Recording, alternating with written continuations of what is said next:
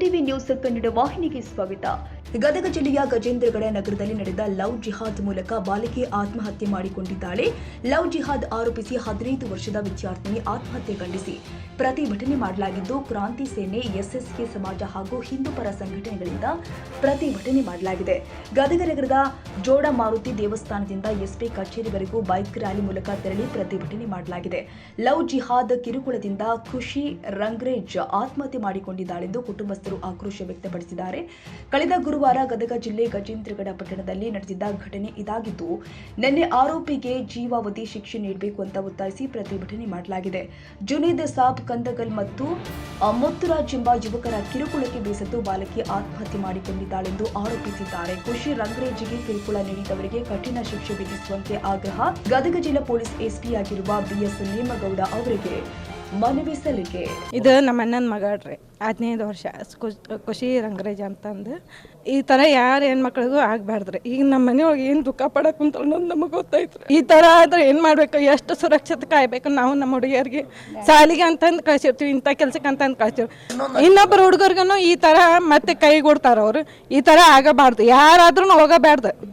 ಮನೆಯೊಳಗೆಲ್ಲ ನಾವು ಚಲೋತ್ನಂಗೆ ನೋಡ್ಕೊತಾ ಇದ್ವಿ. ಈ ಹುಡುಗರು ಹೋಗಿ ಹಂಗೆ ತಲೆ ಕೆಡಿಸಿ ಆ ಥರ ಮಾಡ್ಯಾರ. ಹಿಂಗೆ ಜೀವಾವಧಿ ಶಿಕ್ಷೆ ಆಗಲೇಬೇಕು, ಹಂಗೆ ಮಾತ್ರ ಬಿಡಬಾರ್ದು. ಈ ಹುಡುಗರು ಆಗ್ಲೇ ಹೋಗಿ ಮತ್ತೆ ಆ ಹುಡುಗಿಗೆ ಟಾರ್ಚರ್ ಕೊಡೋದು ಆ ಥರ ಎಲ್ಲ ಮಾಡ್ಯಾರ್ರಿ. ಆಕೆ ಯಾರು ಇಲ್ಲ ಟೈಮಿಗೆ ಹೋಗಿ ಸುಸೈಡ್ ಮಾಡ್ಕೊಂಡ. ಒಮ್ಮೆ ಹೇಳಿದ್ಲು.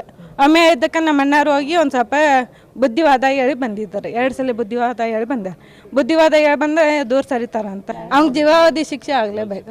ಎಲ್ಲರಿಗೂ ಈ ಸ್ಥಿತಿ ಬರಬೇಡ್ದ್ರಿ. ಅವ್ರ ಮನೆಯೊಳಗೆ ಹೆಂಗೆ ಅನ್ಭವಿಸ್ತಾನ ನಮಗೆ ಗೊತ್ತೈತಿ. ಗಜೇಂದ್ರಗಡದೊಳಗೆ ಅಪ್ರಾಪ್ತ 15 ವರ್ಷದ ಹಿಂದೂ ಸಮಾಜದ ಬಾಲಕಿ, ಎಸ್ ಸಮಾಜದ ಹಿಂದೂ ಸಮಾಜದ ಬಾಲಕಿ ಆತ್ಮಹತ್ಯೆಗೆ ಶರಣಾದ್ಲು.